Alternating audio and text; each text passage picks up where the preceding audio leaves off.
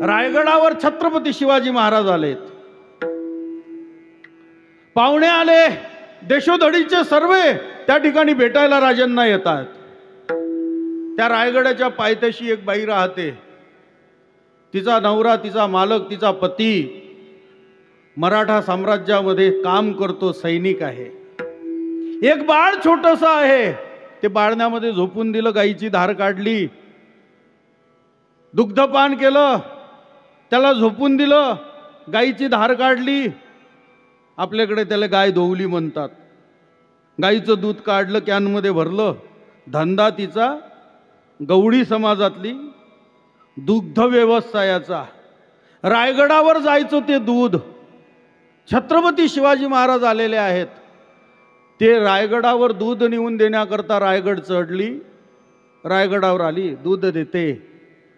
तिथल्या काही महिला, तिथल्या काही राण्या तिला म्हणू लागल्या, बाई राजे आलेले आहेत, कामामध्ये खूप भर पडलेला आहे, काम करण्याकरता थोडी मदत करशील का? म्हणे का नाही, राजांचं काम, राजांची सेवा करण्याकरताच या मराठा साम्राज्यातला एक एक व्यक्ती त्यांच्या पावलावर पाऊल देऊन चालतो. ते आहेत म्हणून आम्ही आहोत, आणि म्हणून त्या ठिकाणी हरकत नाही, कामामध्ये मदत करेल. ए बाई बोल नको, हरकत नाही.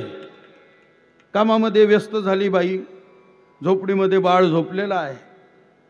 बराच काळ लोटला, दुपार झाली, सायंकाळ व्हायला आली.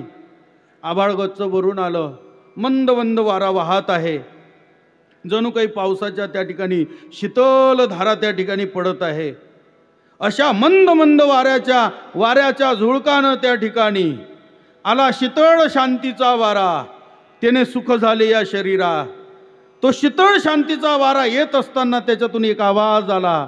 तो बाळाच्या रडण्याचा होता. आकांतुत जननी दुःख धाय मोकली. रडणाऱ्या बाळाचा आवाज ज्यावेळेस त्या बाईच्या कानावर आला, बाई दचकली. बाईनं सगळे भांडे काम टाकलं हातचं आणि द्वारपाळाजवळ गेली. द्वारपाळाला विनंती करू लागली, महाराज, द्वारपाळ मला घरली जाऊ द्या. या रायगडाच्या पाहत्याशी राहणारी मी गवळी समाजातली एक बाई आहे. माझं बाळ घरामध्ये एकटंच आहे, झोपडीमध्ये मशाल तेवत आहे.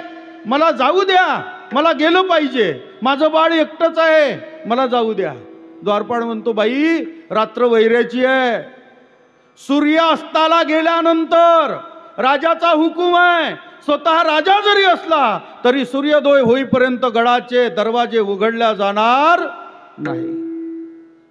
आणि म्हणून या ठिकाणी वैऱ्याची रात्र असताना मी तुमच्यासाठी दरवाजे उघडू शकत नाही. अहो ऐका ना, माझं मूल एकटं आहे, रडत आहे, मशाल तेवत आहे, झोपडीमध्ये एकटं आहे, मला जाऊ द्यावं, जाऊ द्यावं.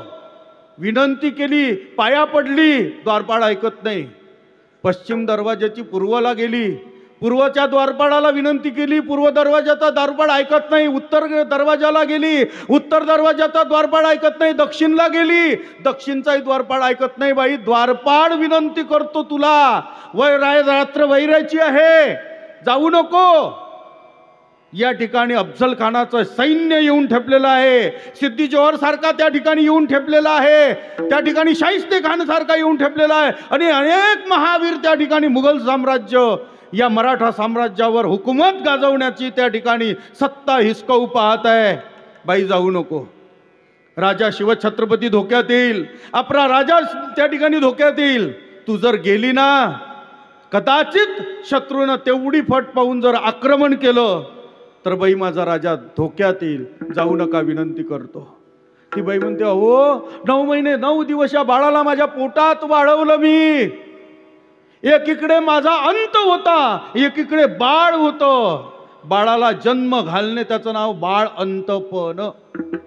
अपभ्रंश करून टाकला लोकांना, त्याचं बाळपण करून टाकलं.